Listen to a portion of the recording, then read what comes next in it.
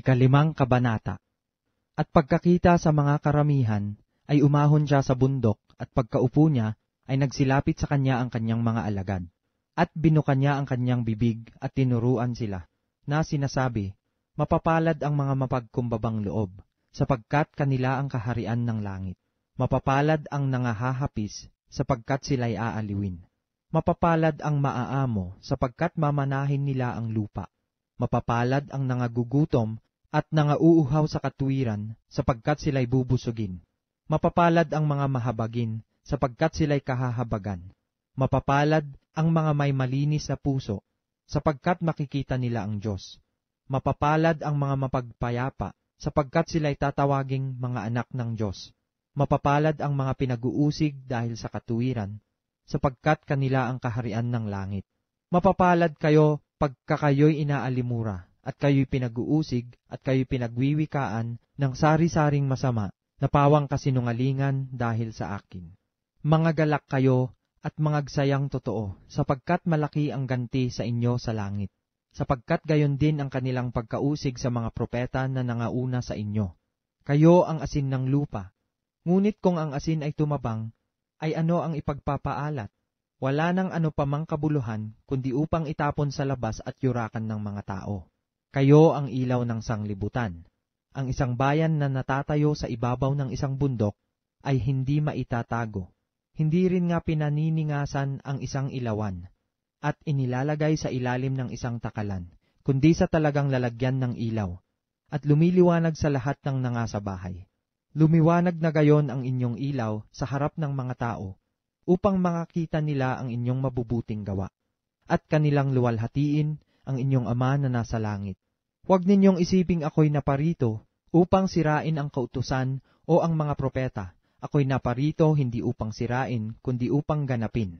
Sapagkat katotohanang sinasabi ko sa inyo, hanggang sa mga wala ang langit at ang lupa, ang isang tuldok o isang kudlit sa anumang paraan ay hindi mawawala sa kautusan hanggang sa maganap ang lahat ng mga bagay. Kaya't ang sinumang sumuway sa isa sa kaliit-liitang mga utos na ito at ituro ang gayon sa mga tao, ay tatawaging kaliit-liitan sa kaharian ng langit. Datapwat ang sinumang gumanap at ituro, ito'y tatawaging dakila sa kaharian ng langit. Sapagkat sinasabi ko sa inyo, na kung hindi hihigit ang inyong katuwiran sa katuwiran ng mga iskriba at mga fariseyo, sa anumang paraan ay hindi kayo magsisipasok sa kaharian ng langit. Narinig ninyo na sinabi sa mga tao sa una, huwag kang papatay, at ang sinumang pumatay ay mapapasa panganib sa kahatulan. Datapwat sinasabi ko sa inyo, na ang bawat mapuot sa kanyang kapatid ay mapapasa panganib sa kahatulan, at ang sinumang magsabi sa kanyang kapatid, Raka, ay mapapasa panganib sa Sanhedrin, at ang sinumang magsabi, Ulol ka, ay mapapasa panganib sa impyerno ng apoy. Kaya't kung inihahandog mo ang iyong hain sa dambana at dooy maaalaala mo ang iyong kapatid ay mayroong anumang laban sa iyo, iwan mo roon sa harap ng dambana ang hain mo, at yumaon ka ng iyong lakad, makipagkasundo ka muna sa iyong kapatid, at kung magkagayon ay magbalik ka at ihandog mo ang iyong hain. Pakipagkasundo ka agad sa iyong kaalit, samantalang ikaw ay kasama niya sa daan. Baka ibigay ka ng kaalit mo sa hukom, at ibigay ka ng hukom sa punong kawal, at ipasok ka sa bilangguan.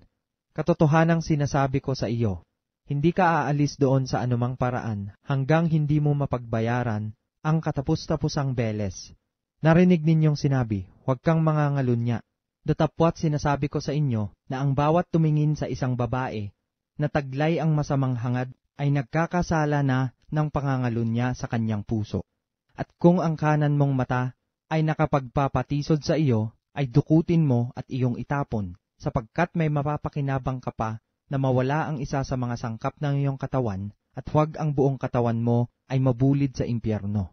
At kung ang kanan mong kamay ay nakapagpapatisod sa iyo, ay putulin mo, at iyong itapon, sapagkat may mapapakinabang ka pa na mawala ang isa sa mga sangkap ng iyong katawan, at huwag ang buong katawan mo ay mapasa impyerno.